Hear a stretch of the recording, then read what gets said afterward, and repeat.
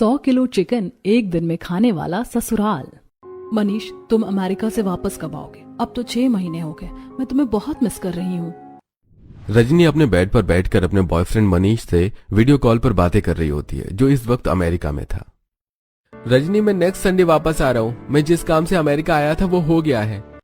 तुम बस जल्दी से मेरे पास आ जाओ, अब और इंतजार नहीं होता। बस बेबी, थोड़ा सा वेट कर लो। रजनी और मनीष दोनों बातें करते हैं और फिर फोन रखकर अपने काम पर लग जाते हैं। देखते ही देखते एक हफ्ता गुजर जाता है और संडे का दिन आ जाता है। आज मनीष अमेरिका से वापस लौट रहा था मनीष के घर पर। मम्मी पापा जल्दी चलिए, भैया की फ्लाइट लैंड होने का टाइम हो गया है। तेरे पापा को तो लास्ट मोमेंट में ही सब कुछ करना होता है। हमारा बेटा अमेरिका से 6 महीने बाद लौट रहा है और ये पता नहीं क्या ढूंढ रहे हैं। अरे भाग्यवान, हर 2 मिनट में बम की तरह फटने क्यों लगती हो? मैं तो तुम्हारे बेटे के बुलेट की चाबी ढूंढ रहा था। आपके बेटे ने पहले ही कह दिया था कि महाराज हमारे साथ कार में नहीं बल्कि अपने बुलेट पर घर आएंगे। हाँ ठीक है, आप और आपका बेटा कभी मेरी बात सुनते कहाँ हो। आप दोनों अब जल्दी चलिए वरना देर हो जाएगी। धीरज के घर वाले उसे लेने के लिए अपने ब्लैक कलर की गाड़ी में बैठकर एयरपोर्ट जाते हैं। एयरपोर्ट के गेट पर मनीष अपना लगेज लेकर निकल रहा था और उसकी फैमिली उसके बाहर आने का इंतजार कर रहे थे। मनीष अपना सामान लेकर अपनी फैमिली के पास आता है और अपने पापा के पैर छूता है। पापा, जिस मीटिंग के लिए मैं अमेरिका गया था वो सक्सेसफुल हो गई है और अब हमारा फूड ब्रांड HFC का एक फ्रेंचाइजी अमेरिका में भी खुल गया है। हाँ बेटा, तुमने कर दिखाया। मुझे तुम्हारे ऊपर नाज है। ये लो तुम्हारे बुलेट की चाबी, अब घर चलो। ड्राइवर मनीष का सामान गाड़ी में रखता है और मनीष अपनी बुलेट लेकर घर के लिए निकल जाता है और उसके घर वाले अपनी गाड़ी में घर आते हैं। रास्ते में अपने देश वापस लौटने की बात ही कुछ और है। रजनी की बहुत याद आ रही है। आज घर वालों से उसके बारे में बात करूंगा और उससे मिलने जाऊंगा। मनीष अपने घर आ जाता है। उसके आने की खुशी में उसके घर वालों ने घर में एक छोटी सी पार्टी रखी थी, जिसमें मनीष के खास दोस्त, कुछ करीबी रिश्तेदार आए हुए थे और सभी चिकन पार्टी कर रहे थे। वाह भाई, क्या चिकन है! सच में मनीष, तेरे घर जैसा चिकन तो रेस्टोरेंट में भी नहीं मिलता है। चिकन कबाब, चिकन लॉलीपॉप, चिकन कोरमा, इतनी सारी चिकन की डिश खाने में मजा ही आ जाएगा। मनीष को भी चिकन खाना बहुत पसंद था। वो भी पार्टी एंजॉय करता है और बहुत से चिकन के आइटम खाता है खाना खाने के बाद। पापा, मुझे आपसे कुछ जरूरी बात करनी थी। हाँ बोलो बेटा, क्या बात है? पापा, मैं एक लड़की को पसंद करता हूँ। उसका नाम रजनी है। मैं उससे शादी करना चाहता हूँ। आप लोगों का साथ और आशीर्वाद चाहिए।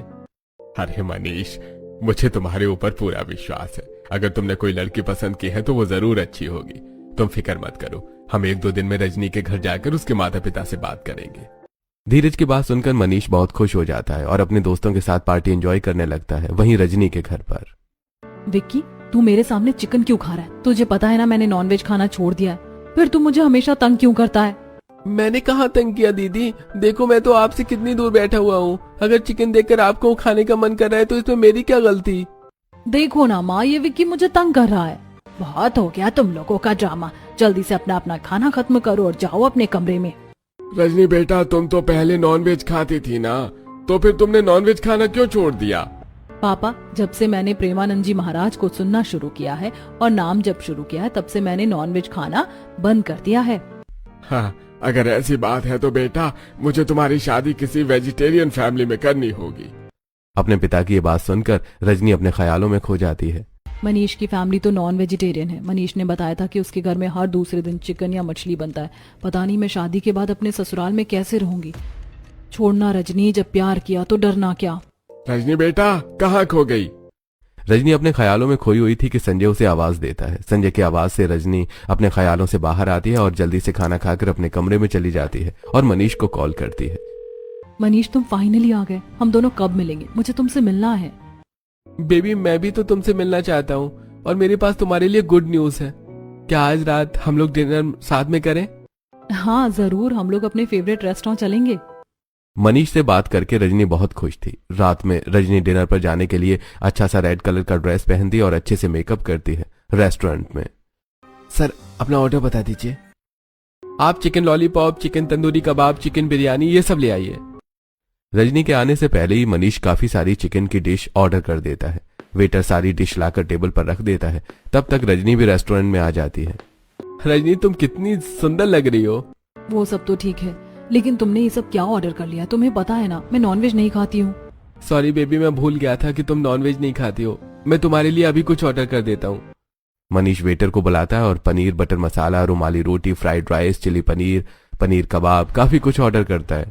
मनीष तुमने तो काफी कुछ ऑर्डर कर दिया। अच्छा तुम अपसेट मत हो, तुम चिकन खा लो, मैं ये खा लेती हूँ। रजनी तुम तो नॉनवेज नहीं खाती, लेकिन मेरे परिवार वाले खाते हैं, फिर शादी के बाद सब कुछ कैसे मैनेज होगा? अरे बाबा परेशान क्यों होते हो, मैं तुमसे बहुत प्यार करती हूँ। तुम्हारे लिए मैं 1-2 किलो चिकन बना दूंगी, तुम्हारे लिए तो मैं इतना कर ही सकती हूँ। एक गुड न्यूज दो। हाँ बोलो ना, क्या बात है? मैंने अपने घर वालों से हम दोनों के रिश्ते के बारे में बात कर ली है। 1-2 दिन में मेरे मम्मी पापा तुम्हारे घर रिश्ता लेकर आएंगे। तुम सच कह रहे हो? मुझे तो विश्वास ही नहीं हो रहा है। इस तरह थोड़ी बहुत देर बात करने के बाद रजनी और मनीष अपने अपने घर चले जाते हैं। कुछ दिन ऐसे ही बीतते हैं। फिर मनीष के घर वाले रजनी के लिए रजनी के घर मनीष का रिश्ता लेकर आते हैं। मेरा बेटा मनीष आपकी रजनी को बहुत पसंद करता है, आपकी बेटी हमारे घर में बहुत खुश रहेगी। रजनी ने हमें मनीष के बारे में बताया, हमें तो आपका बेटा पसंद है। अरे तब तो रिश्ता फिक्स करते हैं, अगले महीने ही हम लोग मनीष और रजनी की शादी कर देंगे। इस तरह दोनों परिवारों की रजामंदी से मनीष और रजनी का रिश्ता फिक्स हो जाता है। शादी फिक्स हो जाने से रजनी और मनीष दोनों बहुत खुश थे। देखते ही देखते महीना गुजर जाता है और फिर दोनों ही परिवार में शादी की तैयारियां शुरू हो जाती हैं। मनीष के घर पर स्वाति, तुमने हल्दी पीसी या नहीं अभी तक? गीत गाने वाली औरतें बस आ ही रही होंगी। बस माँ हो ही गया है। स्वाति हल्दी पीस देती है कि तब तक घर में गीत गाने वाली औरतें ढोलक लेकर आती हैं। सभी औरत एक एक करके मनीष को हल्दी लगाती हैं और ढोलक बजाकर गीत गाती हैं। स्वाति और उसके दोस्त डांस करती हैं।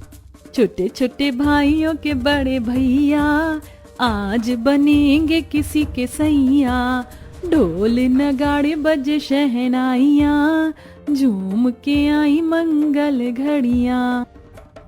मनीष का घर दुल्हन की तरह सजा हुआ था। सभी औरतें ढोल और बॉलीवुड के गानों पर नाच रही थीं। वहीं रजनी के घर पर मेहंदी है रचने वाली, हाथों में गहरी लाली, कहीं सखियां अब कलियां हाथों में खिलने वाली हैं।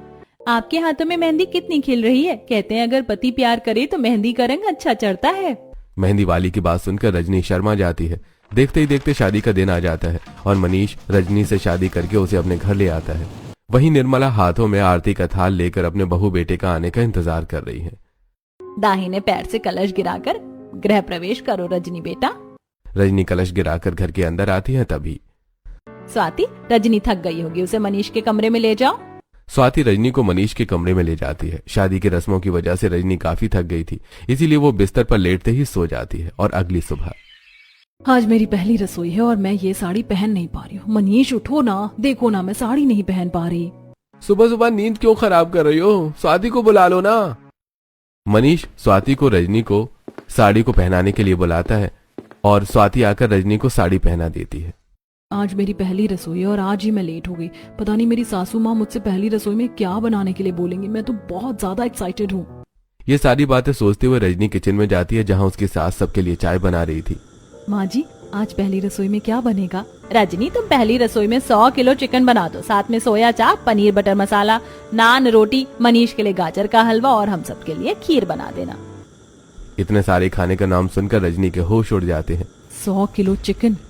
मेरे ससुराल वाले मुझे पहली रसोई का खाना बनाने के लिए बोल रहे हैं या फिर अपने 2-3 रेस्टोरेंट का खाना मुझसे ही बनवाने वाले हैं। रजनी के ससुर धीरज का HFC नाम से 3-4 रेस्टोरेंट है, जहां पिज्जा, मोमो, चिकन के सभी आइटम्स मिलते हैं। HFC बहुत ही फेमस रेस्टोरेंट है, वहां लोगों की हमेशा भीड़ लगी रहती है। अब उसकी नई ब्रांड अमेरिका में खुली है। क्या हुआ रजनी, तुम कहाँ खो गई? कुछ नहीं माँ जी, मैं बस ये सोच रही हूँ कि अकेले में इतना सारा चिकन कैसे बनाऊंगी। मुझे पता है तुम्हें 100 किलो चिकन बनाने का सुनकर घबराहट हो रही है, लेकिन तुम कोशिश तो करो। मुझे लगता है तुम ये सारा खाना आराम से बना लोगी। इतना कहकर निर्मला किचन से चली जाती है और 4-5 लोग बड़ी बड़ी हांडी में 100 किलो चिकन लेकर आते हैं। 2-3 लोग चिकन बनाने के लिए बड़ा सा गैस चूल्हा और बड़े बड़े बर्तन लाकर रखते हैं। इस चिकन से तो कितनी गंदी बदबू आ रही है, मुझे तो इसकी बदबू से उल्टी आ रही है। रजनी जल्दी से बाथरूम जाती है और उल्टी करती है। इस चिकन की बदबू से तो मेरी जान हलक पर आ गई। उल्टी करने के बाद रजनी अपने नाक मुंह सबको एक स्कार्फ से बांधती है। लव मैरिज करके तू तो फंस गई रजनी बेटा। तू अपनी सास को चिकन बनाने के लिए मना भी नहीं कर सकती। मनीष के लिए तुझे ये सब करना पड़ेगा। रजनी कमर कस के 100 किलो चिकन बनाने के लिए तैयार होती है। चिकन बनाने के लिए वो सबसे पहले ढेर सारा प्याज छीलकर काटती है। प्याज काटने में ही उसे 1 घंटे से ज्यादा का टाइम लग जाता है। फिर वो लहसुन छीलती है। सिर्फ प्याज काटते और लहसुन छीलने भर से मेरे कमर में दर्द होने लगा है। अभी तो इतना सारा काम बाकी है। खुद से बातें करते हुए रजनी चिकन धोकर साफ करती है। हाय राम, चिकन की हड्डी मेरे हाथ में लग गई, मेरा हाथ कट गया। क्या मुसीबत है, अभी इसी से मुझे खाना बनाना पड़ेगा। रजनी अपने हाथ में कपड़ा बांधती है और फिर से बड़े से चूल्हे में कढ़ाई रखकर तेल गरम करके प्याज को अच्छे से फ्राई करती है। फिर मसाला डालकर अच्छे से भूनती है।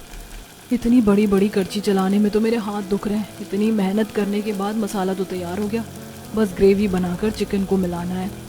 रजनी परेशान होने के बाद भी अच्छे से 100 किलो चिकन बनाती है।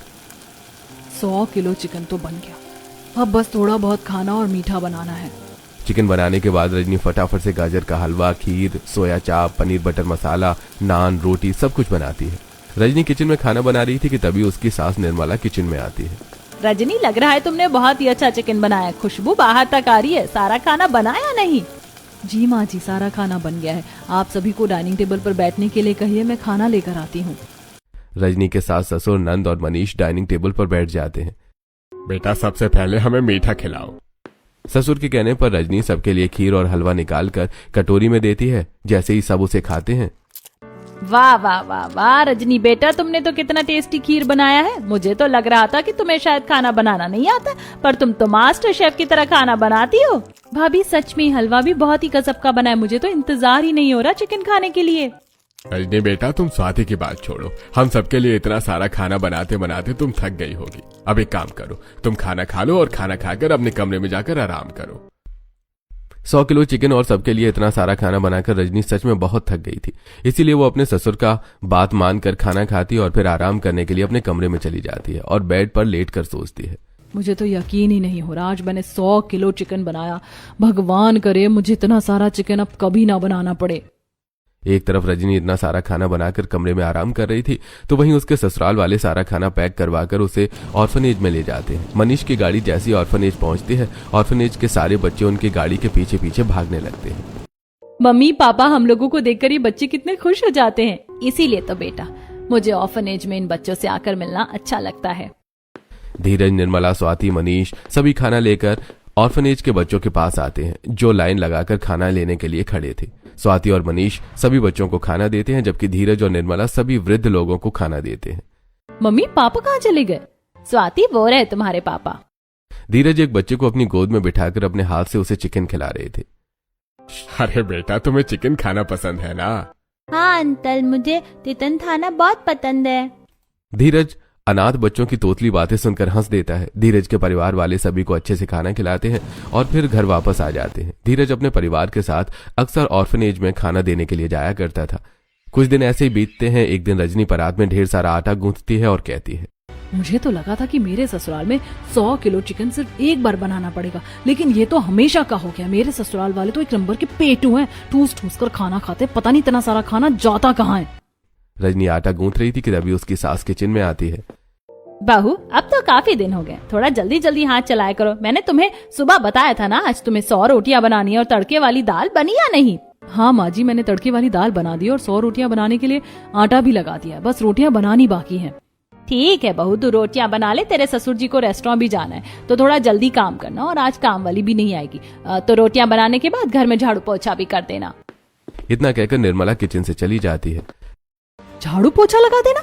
मुझे समझ नहीं आता कि ये लोग मुझे इंसान समझते भी है या नहीं। 100 रोटियां बनाने के बाद मुझे पूरे घर में झाड़ू पोछा करना पड़ेगा। प्यार के चक्कर में कहाँ फंस गई मैं। गुस्से में तमतमाई रजनी पसीने से तरबतर होकर रोटियां बेलती है और उसे तवे पर सेकती है। रोटियां बेलते हुए रजनी, बड़े बड़े बर्तनों को चला चला कर मेरे बाजुओं में दर्द हो रहा है। मुझसे तो रोटियां बेली नहीं जा रही, अभी तो 50 रोटियां और बनानी है। रजनी जैसे तैसे करके 100 रोटियां बनाती है, फिर झाड़ू लेकर पूरे घर में डस्टिंग करती है। झाड़ू लगाते हुए रजनी, कितनी गलत बात है, यहाँ मैं अकेले पूरे घर में झाड़ू पोछा कर रही हूँ, वहीं मेरी सास आराम से बैठकर बादाम खाते हुए अपना सीरियल देख रही है और मेरी ननद अपने कमरे में पड़ी फोन चला रही है। ये नहीं है कि भाभी की थोड़ी मदद कर दे। रजनी घर का सारा काम करके इतना थक जाती थी कि उसे खाना खाने का होश ही नहीं रहता था। वो झाड़ू पोछा करने के बाद सीधे जाकर अपने कमरे में सो जाती है। थोड़ी देर बाद मनीष खाना लेकर कमरे में आता है। रजनी मेरा बच्चा, तुम बिना खाए क्यों सो रही हो? चलो उठो, खाना खा लो। मुझे कोई खाना वाना नहीं खाना है। अरे मेरी जान, इतने गुस्से में क्यों हो? गुस्सा ना करूं तो क्या करूं? पता नहीं तुमने और तुम्हारे परिवार वालों ने मुझे क्या समझ रखा है। मैं कोई हलवाई नहीं हूँ जो तुम लोग मुझसे इतना सारा खाना बनवाते हो। कभी 100 रोटियां तो कभी ढेर सारे चावल की फ्राइड राइस, 50 किलो पनीर की सब्जी और 100 किलो चिकन। रजनी, मैं तो तुम्हें पहले कहा था ना। लेकिन यार इतना सारा खाना कौन खाता है? मुझे तो लगा था अपने ससुराल में मुझे 1-2 किलो चिकन बनाना पड़ेगा, लेकिन 4 लोगों के लिए इतना सारा खाना। ये क्या बात हुई रजनी? अब तो मेरे और मेरे परिवार वालों का खाने पीने का हिसाब रखोगी। रजनी अपने ससुराल वालों के लिए ढेर सारा खाना बनाकर परेशान हो चुकी थी, इसीलिए कई बार मनीष के साथ उसकी बहस भी हो जाती है। मनीष गुस्सा होकर कमरे से चला जाता है और रजनी बिना खाई सो जाती है। स्वाति रजनी के कमरे में आती है। क्या भाभी, आप अभी तक सो रही हैं? शाम ढल गई है, घर में पूजा भी तो करना है, जल्दी से उठ जाइए, मम्मी ने कहा है। हाँ मैं उठ गई। एक तो ये लोग मुझसे इतना काम करवाते हैं और चैन से सोने भी नहीं देते। उठते के साथ ही मेरी मजदूरी शुरू। रजनी सोकर उठती है और मुंह हाथ धोकर पूरे घर में पूजा करती है। पूजा करने के बाद जैसे ही रजनी टीवी के सामने बैठती है कि तभी रजनी बेटा, आज रात के खाने में आलू के पराठे और टमाटर की चटनी बना देना। फिर से लगा दिया काम पर। अभी से आलू के पराठे बनाना शुरू करूंगी, तब जाकर कहीं रात तक इतने सारे पराठे बनेंगे। रजनी उदास होकर किचन में जाती है और आलू धोना शुरू करती है। क्या जिंदगी हो गई है मेरी। मेरे पास तो मेरे लिए थोड़ा सा भी टाइम नहीं है। सुबह से मैंने कुछ खाया नहीं है। मेरे ससुराल वालों की खाने की खुराक ज्यादा है, सारा दिन खाना बनाने में निकल जाता है। रजनी बहुत सारे आलू के पराठे बनाती है। रजनी काम खत्म करती ही है कि तभी स्वाति। भाभी, आप तो बहुत ज्यादा थक गई हैं, आप जाकर कमरे में आराम कीजिए, मैं सबको खाना खिला दूंगी और आपका खाना आपको रूम में लाकर दे दूंगी। ठीक है स्वाति। रजनी अपने रूम में आराम करने चली जाती है और स्वाति उसका खाना उसके कमरे में लाकर देती है। खाना खाकर रजनी थकी होने की वजह से जल्दी सो जाती है और अगली सुबह। भाभी देखो, मैंने आपके लिए ऑनलाइन ये साड़ी खरीदी है, ये येलो कलर आपके ऊपर बहुत अच्छा लगेगा। थैंक यू स्वाति, ये साड़ी बहुत सुंदर है। रजनी स्वाति की लाई हुई साड़ी में दिलचस्पी नहीं दिखाती और फिर काम करने के लिए किचन में चली जाती है। तभी निर्मला हॉल में आती है। क्या हुआ स्वाति, परेशान लग रही है? कुछ हुआ है क्या? माँ मुझे तो कुछ नहीं हुआ, लेकिन मुझे लगता है भाभी को कुछ तो हुआ है। मैंने उन्हें गिफ्ट दिया लेकिन वो खुश नहीं हुई। हाँ, मैं भी देख रही हूँ आजकल रजनी काफी बुझी बुझी रहने लगी है, ज्यादा हंसती भी नहीं है और ना हमसे ज्यादा बातें करती है। माँ मुझे लगता है शायद भाभी घर का इतना सारा काम करके परेशान हो गई हूँ। आप भैया को बोलो ना कुछ दिन के लिए उन्हें कहीं बाहर घुमाने ले जाने को। स्वाति तो बिल्कुल सही कह रही है। मैं आज मनीष को स्वाति को दार्जिलिंग ले जाने को कहती हूँ। मनीष ने बताया था रजनी को बंगाल घूमने का बड़ा शौक है।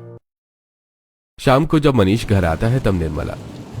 मैं देख रही हूँ आजकल तू रजनी पर ध्यान नहीं दे रहा है। शादी से पहले तो उसके आगे पीछे घूमता था, अब क्या हो गया? ऐसी कोई बात नहीं है माँ, रजनी घर के काम में बिजी रहती है। आजकल रजनी काफी उदास रहती है, तू उसे बंगाल घुमाने के लिए ले जा और वहाँ से दार्जिलिंग भी चले जाना। मैंने सुना है वो बहुत ही सुंदर जगह है, रजनी को पसंद आएगा। हाँ ठीक है माँ, जैसा आप कहो, मैं रजनी से बात कर लूंगा। अगले दिन सुबह सुबह ही मनीष रजनी को अपने बुलेट पर बिठाकर एयरपोर्ट पर लेकर आता है और फिर दोनों फ्लाइट लेकर बंगाल के लिए निकल जाते हैं। बंगाल आने के बाद मनीष रजनी को कोलकाता का हावड़ा ब्रिज, विक्टोरिया, प्रिंसिप घाट घुमाता है और शाम को वहाँ की फेमस गंगा आरती दिखाता है। मनीष, मुझे नहीं पता था कि बंगाल में भी इतनी अच्छी गंगा आरती होती है। डार्लिंग, तुम्हें तो अभी कुछ नहीं पता है, अभी तो तुम्हारे लिए एक सरप्राइज और है। मनीष फिर रजनी को दार्जिलिंग ले जाता है। दार्जिलिंग तो कितना सुंदर जगह है, ये बड़े बड़े पहाड़ और चाय का बागान, कितना सुंदर है सब कुछ। कैसा लगा मेरा सरप्राइज? बहुत अच्छा। ये हंसी वादियां, ये खुला आसमां, आ गए हम कहाँ ओ मेरे साजना। दार्जिलिंग आकर रजनी बहुत खुश थी। मनीष रजनी को खुश देखकर मुस्कुराता है। ऐसे दोनों दार्जिलिंग के अलग अलग जगह पर घूमते हैं और अपनी ट्रिप पूरी करके घर आ जाते हैं। माँ जी, स्वाति, पापा, मैं आप सभी के लिए गिफ्ट लेकर आई हूँ। माँ आपके लिए दार्जिलिंग की चाय पत्ती, पापा आपके लिए दार्जिलिंग की ये ऊनी टोपी और स्वाति तुम्हारे लिए तो मैंने कपड़े, झुमके और ये शॉल खरीदी है। थैंक यू भाभी, ये बहुत सुंदर है। रजनी को इतने दिनों बाद खुश देखकर ससुराल वाले बहुत खुश होते हैं। ऐसे ही दिन बीतते हैं और फिर से रजनी को हर दिन ढेर सारा खाना बनाना पड़ता है। और एक दिन, रजनी, तुम्हारे ससुर जी को मछली खाने का बड़ा मन कर रहा है, ड्राइवर को लेकर बाजार चली जाओ और बाजार से मछली लाकर आज खाने में मछली बना देना। ठीक है माँ जी। रजनी बाजार जाती है। मछली की दुकान पर जाकर रजनी नाक बंद कर लेती है। भैया 20 किलो मछली दे दो। इतनी सारी मछली दे रही हो बहन जी, घर में दावत है क्या? आप जल्दी से मछली दो, ज्यादा बातें मत बनाओ, वैसे भी बहुत बदबू आ रही है यहाँ। रजनी मछली का ऑर्डर देकर गाड़ी में आकर बैठ जाती है। रजनी का ड्राइवर मछली को गाड़ी में रखता है और दोनों घर आते हैं। घर आने के बाद, रजनी बेटा मछली ले आई, अब इसे बना ले। रजनी किचन में जाती है और पहले सारी मछली को अच्छे से धोती है, फिर उसमें हल्दी नमक लगाकर तेल में फ्राई करती है। तेल का छींटा रजनी पर पड़ता है, जिससे बचने के लिए वो दूर से मछली बनाती है। मछली बनाने के बाद रजनी कपड़े धोने के लिए बाथरूम में चली जाती है। कपड़े धोकर आने के बाद इतनी सारी मछली कहाँ गई? आधे घंटे में मेरे ससुराल वालों ने पूरी मछली साफ कर दी। उनका पेट है या खेत? रजनी यह सब सोच ही रही थी कि तभी उसकी दोस्त का फोन आता है। क्या बात है रजनी, तू तो शादी होने के बाद हमें भूल ही गई है। बॉयफ्रेंड पति क्या बन गया? तुमने तो अपनी सहेलियों को ही पराया कर दिया। ऐसा कुछ नहीं है यार, घर के काम काज में टाइम ही नहीं मिलता है। ऐसा भी क्या काम कि दोस्तों से बात करने का टाइम ही ना निकाल पाई? क्या बताऊं, मेरे ससुराल वाले 100 किलो चिकन एक दिन में खाते हैं। लगभग हर दिन मुझे 100 रोटियां बनानी पड़ती हैं। क्या बात कर रही है? ऐसा नहीं हो सकता। सच में ऐसा हो रहा है। मुझे हर दिन बहुत सारा खाना बनाना पड़ता है। इतना सारा खाना अकेले बनाकर मेरी हालत खराब हो गई है। रजनी, तूने कभी इन लोगों को खाना खाते देखा है? नहीं यार, मुझे तो दाल में कुछ गड़बड़ लग रही है, क्योंकि इतना सारा खाना 4 लोग नहीं खा सकते। तू पता लगा बात क्या है। मुझे भी यही लगता है। कुछ दिन ऐसे ही बीतते हैं। एक दिन उनके ससुर, अरे रजनी बेटा, आज हमारी एक बहुत बड़ी मीटिंग सक्सेसफुल हुई है और ये प्रोजेक्ट मिलने से हम दूसरे शहर में एक और रेस्टोरेंट खोल पाएंगे। ये तो बहुत खुशी की बात है पापा जी। हाँ, इसीलिए तो मैं चाहता हूँ तुम 100 किलो चिकन बनाओ। पापा, लेकिन हर संडे तो हमारे घर पर 20 किलो चिकन बनता ही है, तो फिर 100 किलो चिकन बनाने की क्या जरूरत है? तो फिर ये सवाल क्यों कर रही हो? और हाँ, आज तुम्हें 100 किलो चिकन में chicken lollipop, chilli chicken, chicken kebab और चिकन बिरयानी बनाना है। 100 किलो चिकन की इतनी सारी डिशेस बनाने की फरमाइश सुनकर रजनी के तो कान खड़े हो जाते हैं। रजनी उदास होकर चिकन बनाने में लग जाती है। 100 किलो चिकन तो मैंने लगभग धो लिया। सारे डिश बनाने के लिए चिकन को अलग अलग कर देती हूँ। रजनी बड़े बड़े परात में चिकन को अलग अलग करके रखती है। चिकन लॉलीपॉप बनाने के लिए वो उसमें अदरक लहसुन का पेस्ट, बिस्किट का चूरा, मैदा, दही डालकर मैरिनेट करती है। फिर बाकी की चीज बनाने के लिए चिकन को उसी के हिसाब से मैरिनेट करती है और बड़ी सी हांडी में बिरयानी बनाने के लिए चावल चढ़ा देती है। चावल तो बन गया है। सबसे पहले चिकन लॉलीपॉप फ्राई कर लेती हूँ। रजनी गरम तेल में चिकन लॉलीपॉप फ्राई करती है। इतना सारा चिकन फ्राई करने की वजह से उसके हाथ में तेल का छींटा पड़ जाता है। हाय हाय, मर गई रे, मर गई, मेरा हाथ जल गया। रजनी खुद को थोड़ा संभालती है और फिर जले हुए हाथों से धीरे धीरे चिकन का सारा आइटम बनाती है। वो कबाब बनाती है और आखिर में बिरयानी बनाकर अपना काम खत्म करती है। थैंक गॉड, सारा खाना बन गया। मैं तो इतना सारा खाना बनाकर बुरी तरह से थक गई हूँ। अरे वाह रजनी, आज तो तुमने जल्दी सारा खाना बना लिया। जाओ जाकर आराम कर लो। निर्मला की बात सुनकर रजनी अपने कमरे में चली जाती है। आज मैं कोई आराम नहीं करूंगी। आज तो मैं पता लगा कर रहूंगी कि आखिर ये लोग इतने सारे खाने का करते क्या है। क्या सच में ये पड़ोसियों को खाना बांटते हैं या बात कुछ और है? हर बार की तरह इस बार भी रजनी के ससुराल वाले सारा खाना पैक करके उसे गाड़ी में रखते हैं और फिर बाहर चले जाते हैं। रजनी टैक्सी लेकर उनका पीछा करने लगती है। रजनी देखती है कि उसके ससुराल वाले एक ऑर्फनेज में गए हैं।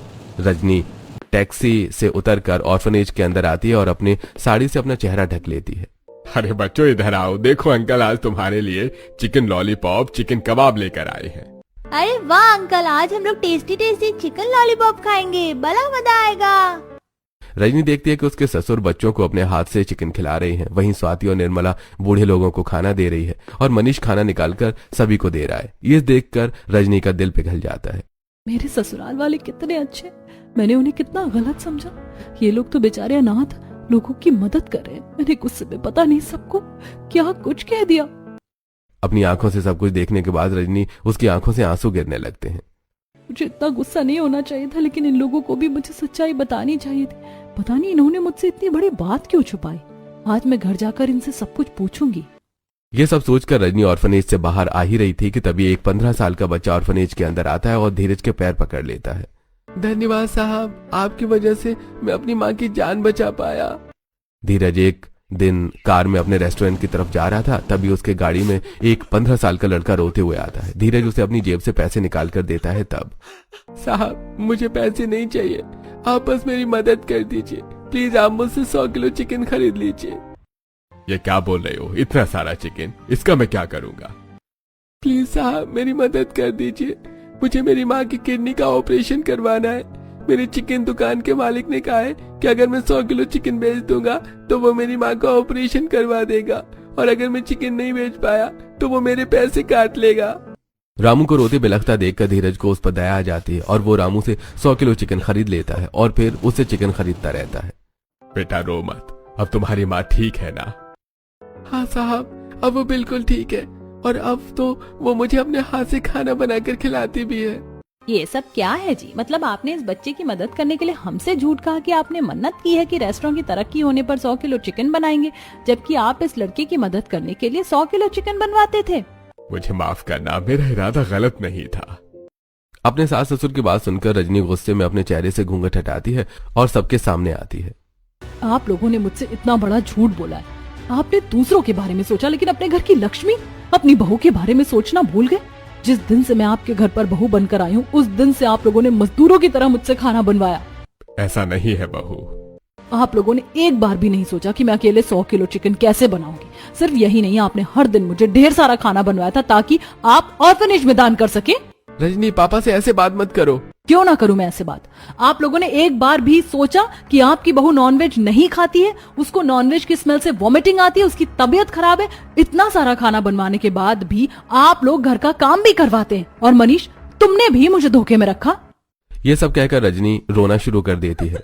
रजनी बेटा, रो मत। यहाँ किसी का भी इरादा तुम्हारी भावनाओं को चोट पहुंचाने का नहीं था। घर वालों ने मेरी वजह से तुमसे ये बात छुपाई। मुझे माफ करना, मुझे ये बात तुम्हें पहले बतानी चाहिए थी। धीरज जब 8 साल का था तब उसके माता पिता का देहांत हो गया था। दोनों की एक कार एक्सीडेंट में मौत हो गई थी और धीरज अपने दादी के साथ रहता था। धीरज बेटा, चल खाना खा ले, कब तक बाहर खेलता रहेगा? आ रहा हूँ दादी माँ। धीरज खेलकर घर आता है और उसकी दादी उसे खाना खिलाती है। तभी उसका चाचा मनोज घर में आता है। हाँ, इस अनाथ को चिकन खिलाओ। मैं इतनी मुश्किल से कमा कर तुम्हारे लिए चिकन लाता हूँ और तुम इसे खिला रही हो। ऐसा क्यों बोल रहा है? ये तेरे बड़े भाई का बेटा है, तुझे इसके साथ अच्छे से पेश आना चाहिए। बहुत हो गया माँ, अब मैं इस बोझ को अपने घर पर और नहीं रख सकता। आज ही मैं इसे अनाथ आश्रम में छोड़ दूंगा। मनोज बहुत ही लालची आदमी था। वो अपनी माँ को उसके पेंशन के लिए अपने घर में रखता था, लेकिन धीरज को वो एक आश्रम में जाकर छोड़ देता है। धीरज, मैंने तेरी कितनी बेइज्जती की है, लेकिन तू बहुत बड़ा बेशरम है। हाँ, अगर इस बार तू घर वापस आया तो मैं तेरे साथ साथ तेरी दादी को भी घर से बाहर निकाल दूंगा। मनोज की बात सुनकर धीरज रोने लगता है और रोते रोते अनाथ आश्रम के अंदर चला जाता है। अनाथ आश्रम में उसे खाने के लिए सिर्फ दाल चावल मिलता था और रात में खाने के लिए सिर्फ सूखी रोटी और प्याज मिलता। ऐसे दिन बीतते हैं। धीरज 12 साल का हो जाता है और एक दिन, अरे भाई, ये चिकन तो बड़ा टेस्टी लग रहा है। मेरी बीवी ने क्या खाना बनाया है। आहा, खाना खाकर तो सच में मजा आ गया। धीरज वार्डन को चिकन खाते हुए देख रहा था, जिसे देखकर उसके मुंह में पानी आ जाता है। अंकल, मुझे थोड़ा सा चिकन खाने के लिए दो ना। मुझे चिकन खाए हुए काफी साल हो गए हैं। अरे चल निकल, बड़ा आया चिकन खाने वाला। यहाँ रहने की जगह मिल रही है, वही बहुत है। और तू मेरे खाने में नजर लगा रहा था। इतना कहकर वार्डन धीरज को पकड़कर मारने लगता है। मार खाकर धीरज एक कोने में बैठ जाता है। आज मैं चिकन खाने के लिए और अच्छा खाना खाने के लिए तरस रहा हूँ, लेकिन एक दिन जब मैं कामयाब हो जाऊंगा तब मैं ऑर्फनेज के किसी भी बच्चे या बूढ़े को कभी चिकन या अच्छा खाने के लिए तरसने नहीं दूंगा। रजनी बेटा, उस दिन मैंने जो कसम खाई थी, आज तक उसे ही निभा रहा हूँ। सफल होने के बाद मैंने ऑर्फनेज के बच्चों को चिकन, मछली, पनीर, हर तरह का अच्छा खाना खिलाया। अपने ससुर की कहानी सुनकर रजनी बहुत इमोशनल हो जाती है। मुझे माफ कर दीजिए ससुर जी, मैंने आपसे बहुत बुरी तरह से बात की। नहीं बेटा, तुमने सही कहा। हमने दूसरों की भलाई के बारे में सोचा, लेकिन तुम्हारे बारे में सोचना भूल गए। लेकिन अब और नहीं, अब तुम अकेले 100 किलो चिकन नहीं बनाओगी। मैं तुम्हारी मदद करने के लिए लोग रखूंगा। और बहू, तुझे अकेले घर का सारा काम करने की भी जरूरत नहीं है। मैं और स्वाति भी घर के काम में तेरी मदद करेंगे। इस तरह रजनी के घर वाले अब घर के काम करने में उसकी मदद करने लगे थे और उसे अब अकेले 100 किलो चिकन बनाने की ड्यूटी से छुट्टी मिल गई थी। रजनी अब नौकरों के साथ मिलकर खाना बनाती और अपने परिवार वालों के साथ आकर अनाथ बच्चों को खाना खिलाती थी।